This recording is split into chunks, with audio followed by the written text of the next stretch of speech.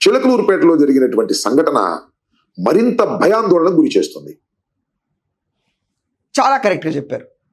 చిలకలూరిపేటలో జరిగిన విషయం చాలా భయాందోళనకరమైన విషయం. మీరు అనటం చాలా సబబు. I respect you for this. ఎందుచేతన అంటే విడుదల రజని ఎవరైతే ఉన్నారో, ఒకప్పుడు సైబరాబాద్ మొక్క చంద్రబాబు నాయుడు గారు మీ వల్లే నేను ఇక్కడ ఉన్నాను అని చెప్పి గొంతు చించుకొని ఎల్లో కలర్ సారీ కట్టుకున్నారో లేదో నాకు గుర్తులేదు, కానీ చూచాయిగా అదే గుర్తుంది.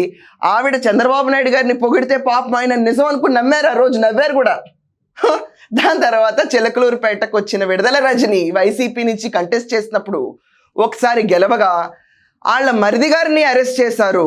దేనిపైన? క్రషర్స్ దగ్గర డబ్బులు వసూలు చేశారన్న విషయం పైన. రెండోది ఆవిడ సెక్రటరీని అరెస్ట్ చేశారు. సెక్రటరీని ఎందుకు అరెస్ట్ చేశారు? అంగన్వాడీ గుడ్ల కాంట్రాక్ట్ ఇప్పిస్తాను అని చెప్పి డబ్బులు ముందే తీసుకున్న విషయానికి మోసం చేశాడు అని అతను కేసు పెట్టిన భాగవతానికి.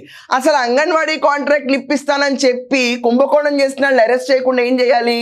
తీసుకెళ్ళి ముందు కోర్టు ముందే పెట్టాలి కదా. అది అరాచకమా? గుడ్ల పేరు మీద 20 లక్షల పైన తీసుకోవడం అరాచకం కాదా?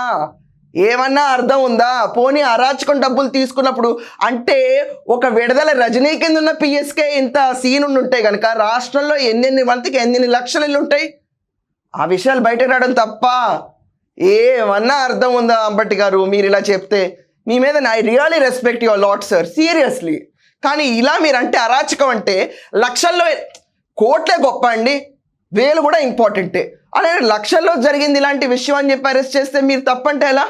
రూపాయి పోగేసి పైకి వచ్చిన మనిషి మీరు ఎలా అంటే ఎలా?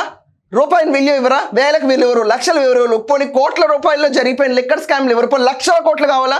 స్కామ్ అంటే మాట్లాడాలి, అరెస్ట్ చేయాలి, కటకటాలకు మొదలు పెట్టాలంటే ఏంటి సార్ ఇది?